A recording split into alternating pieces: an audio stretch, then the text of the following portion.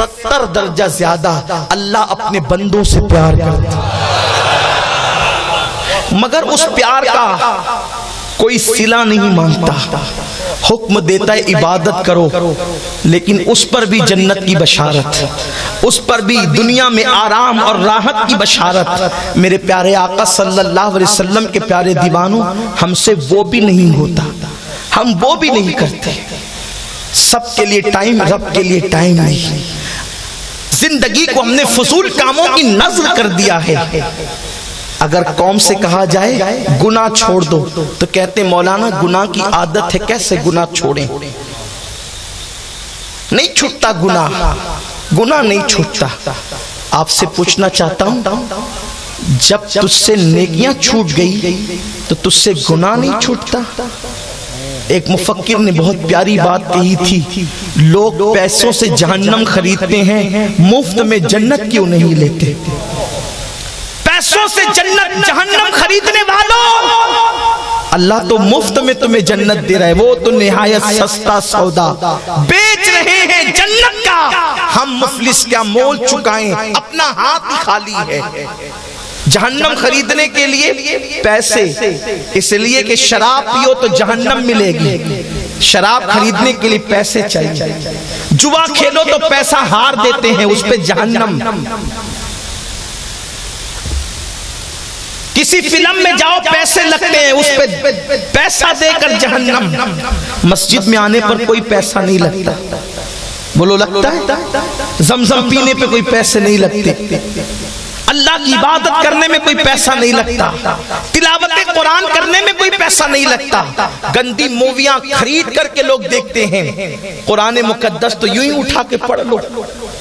لوگ پیسہ دے کر جہنم خرید رہے، کتنے عقل مند ہے یہ؟ پیسہ دے کر جہنم خرید رہے ہیں، مفت میں جنت مل رہی، اس کو کون لینے والا ہے؟ کون اس کو لینا چاہتا ہے؟ یہی بات تو حضرت جبریل نے کہی تھی، فرمایا جب اللہ رب العزت نے جنت کو پیدا کیا اور جہنم کو پیدا کیا تو میں نے جنت اور جہنم دیکھ کر کے کہا تھا میرے اللہ جنت اتنی نعمتوں سے بھرپور ہے کہ کوئی جہنم میں جائے گا ہی نہیں، اور جہنم خالی پڑی رہے گی اور جنت بھر جائے گی۔ پھر اللہ نے فرمایا جنت کو عبادت کی مشقتوں سے ڈھک دو اور جہنم کو لذتوں کی محبت، لذتوں، گناہوں کی لذتوں سے ڈھک دو، جہنم کو گناہ کی لذت سے لپیٹ کے ڈھانک دو، اور جنت کو جو ہے وہ عبادت کی مشقتوں سے ڈھانک دو۔ جنت عبادت کی مشقتوں سے ڈھک گئی اور جہنم جو ہے گناہوں کی لذتوں سے ڈھک گئی۔ جبریل نے کہا اب جب میں نے دیکھا تو پھر میں نے کہا اب شاید کوئی جنت میں نہ جا سکے گا، اب تو لوگ گناہوں کی لذت کی بنیاد پر جہنم کی راہ کے مسافر بنیں گے۔ مگر اللہ اکبر، قدرت کی طرف سے جواب آیا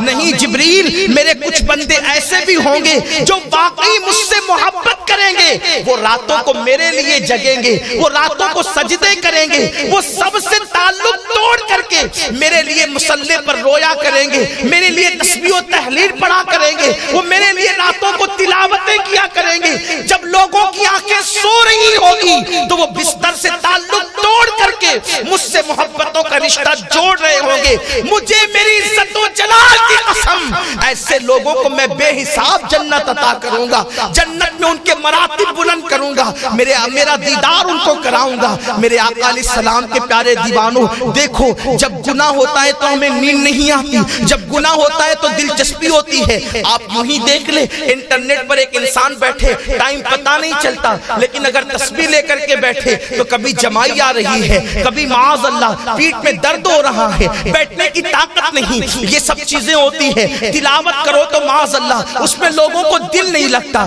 کیوں؟ اس لیے کہ جن کو ایمان کی لذت مل گئی ان کا دل عبادت میں لگتا ہے،